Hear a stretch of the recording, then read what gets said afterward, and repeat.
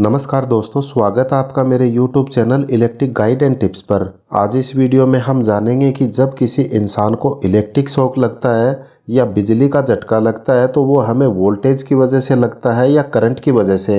और जब बिजली के झटके से इंसान की मौत होती है तो उसकी वजह वोल्टेज है या करंट, यानी कि इंसान को मारता कौन है, वोल्टेज या करंट, या फिर ये दोनों मिलकर मारते हैं। तो इस वीडियो में हम बेसिक से देखेंगे कि वोल्टेज क्या है, करंट क्या है और वो कौन सी कंडीशन है जब करंट इंसान की बॉडी से फ्लो होता है। तो पूरी जानकारी के लिए वीडियो को एंड तक जरूर देखिए। अगर वीडियो पसंद आए तो वीडियो को लाइक और चैनल को सब्सक्राइब करना बिल्कुल ना भूलें।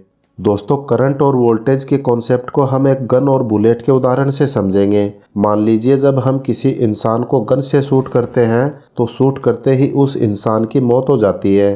तो उस इंसान की मौत गन से हुई या बुलेट से? तो इसका सीधा सा आंसर है बुलेट की वजह से, ना कि गन की वजह से। इंसान की मौत हमेशा बुलेट लगने से होती है। लेकिन जब कोई ये कहे कि इंसान की मौत सिर्फ बुलेट की वजह से हुई है तो ये भी बिल्कुल गलत है, क्योंकि जब हम बुलेट को उस इंसान पर फेंक के मारेंगे तब भी वो इंसान मरेगा। तो सिंपल सा आंसर है बिल्कुल नहीं मरेगा, क्योंकि बुलेट को इंसान की बॉडी में छेद करके अंदर तक पहुंचाने के लिए जिस फोर्स और ताकत की ज़रूरत पड़ती है उसे गन के द्वारा ही पूरा किया जा सकता है।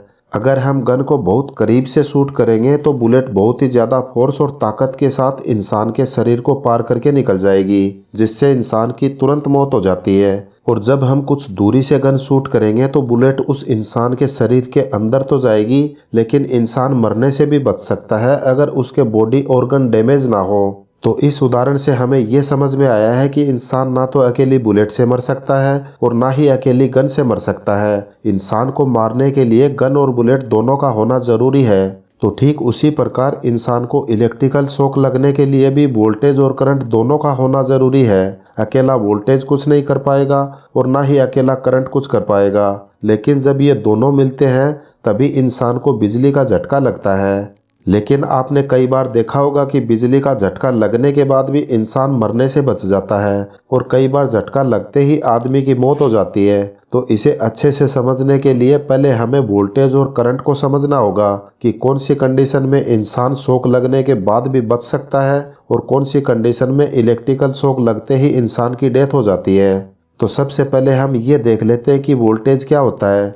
दोस्तों, वोल्टेज एक तरह से इलेक्ट्रिकल प्रेशर है जो किसी कंडक्टर के अंदर मौजूद फ्री इलेक्ट्रॉन को मूव करने या आगे धकेलने का काम करता है। अब ये फ्री इलेक्ट्रॉन कितनी स्पीड से मूव करेंगे ये डिपेंड करता है कि हमने अमाउंट ऑफ वोल्टेज कितना दिया है, यानी कि जितना ज़्यादा वोल्टेज होगा उतना ही अमाउंट ऑफ फ्री इलेक्ट्रॉन होगा। और जब ये फ्री इलेक्ट्रॉन किसी भी कंडक्टर या सर्किट में स्पीड से मूव करने लगते हैं उसी को हम इलेक्ट्रिकल टेंशन, इलेक्ट्रिकल प्रेशर या फिर पोटेंशियल डिफरेंस भी बोलते हैं।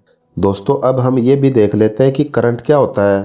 Flow of charge electron in close circuit, उसको हम करंट बोलते हैं। मतलब ये जो फ्री इलेक्ट्रॉन है और जब ये कंडक्टर और क्लोज सर्किट से फ्लो होने लगते हैं तो उसको हम करंट बोलते हैं। यानी कि जब इलेक्ट्रॉन वोल्टेज के धकेलने से किसी पर्टिकुलर साइड में मूव होने लगते हैं तो उसको हम करंट कहते हैं। जैसा कि ये एक सर्किट है और इसमें से जो इलेक्ट्रॉन फ्लो हो रहे हैं तो हम इसको बोल सकते हैं कि इस सर्किट में करंट फ्लो हो रहा है। तो दोस्तों, करंट के फ्लो होने के लिए वोल्टेज का होना बहुत ही इम्पोर्टेंट है, क्योंकि करंट क्या है, फ्लो ऑफ इलेक्ट्रॉन। वोल्टेज क्या था, इलेक्ट्रिकल प्रेशर। तो जब तक इलेक्ट्रिकल प्रेशर नहीं लगेगा तब तक फ्री इलेक्ट्रॉन आगे नहीं जाएंगे।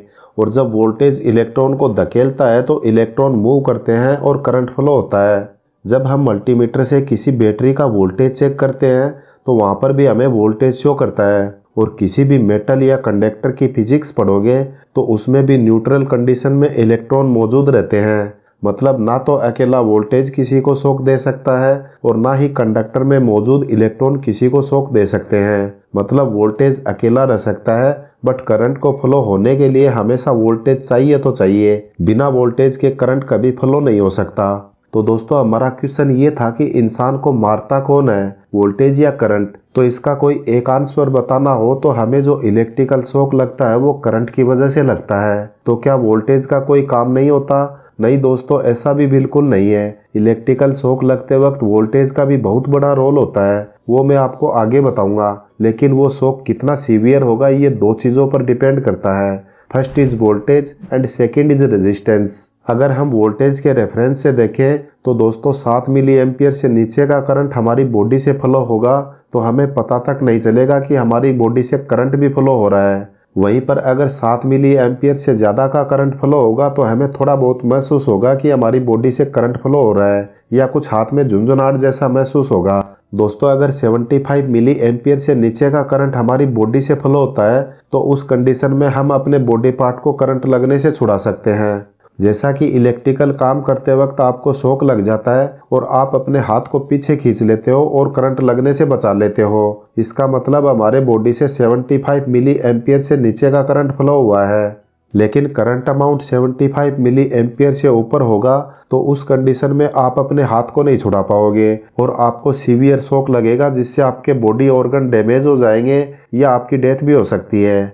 दोस्तों अब आपके माइंड में एक क्वेश्चन बन रहा होगा कि अगर इंसान करंट से मर रहा है तो फिर डेंजर बोर्ड पर 415 वोल्ट, 11 केवी वोल्ट, 66 केवी वोल्ट ऐसा क्यों लिखा होता है? तो इसका आंसर है जितना ज़्यादा वोल्टेज होगा इलेक्ट्रिकल शॉक भी उतना ही सीवियर होगा।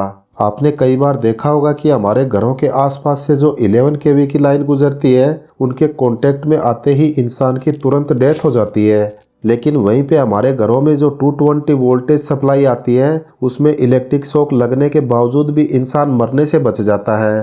तो दोस्तों करंट तो वही है लेकिन उसकी सीवियरिटी वोल्टेज से डिसाइड होती है। अगर वोल्टेज कम होगा तो इलेक्ट्रिक शॉक लगने के बावजूद भी इंसान बच जाता है और वोल्टेज जैसे जैसे बढ़ता जाएगा तो उसकी सीवियरिटी बढ़ती जाएगी। यहाँ पर दोस्तों एक टर्म और रोल प्ले करती है जिसको हम रेजिस्टेंस कहते हैं। आपकी बॉडी का रेजिस्टेंस कितना होगा ये भी डिपेंड करता है कि इलेक्ट्रिक शॉक कितना सीवियर और कितना माइनर होगा। अगर आपकी बॉडी ड्राई कंडीशन में है तो बॉडी का रेजिस्टेंस भी ज़्यादा होगा, उस केस में करंट आपकी बॉडी से इजीली फ्लो नहीं कर पाएगा। ये भी एक रीज़न है कि आपको इलेक्ट्रिक शॉक माइनर लगेगा। वहीं अगर आपकी बॉडी वेट कंडीशन में है तो करंट आपकी बॉडी से इजीली फ्लो हो जाएगा और आपको सीवियर इलेक्ट्रिक शॉक लगेगा। तो दोस्तों आपकी बॉडी से फ्लो तो करंट ही हो रहा है लेकिन उसकी सीवियरिटी कितनी होगी ये वोल्टेज और रेजिस्टेंस पे डिपेंड करता है। दोस्तों इसके अलावा भी कई फैक्टर ऐसे होते हैं जिससे इलेक्ट्रिक शॉक लगने पर इंसान की डेथ हो जाती है।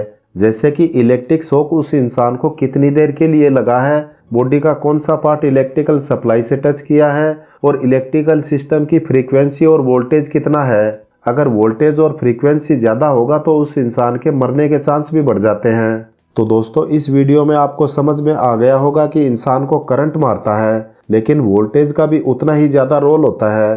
जितना ज़्यादा वोल्टेज होगा इंसान के मरने के चांसेस भी उतने ही ज़्यादा बढ़ जाते हैं। तो आपको आज का वीडियो कैसा लगा कमेंट करके ज़रूर बताएं। अगर वीडियो में बताई जानकारी पसंद आई तो वीडियो को लाइक और चैनल को सब्सक्राइब जरूर करें। फिर मिलते हैं नेक्स्ट वीडियो में। Thanks for watching this video.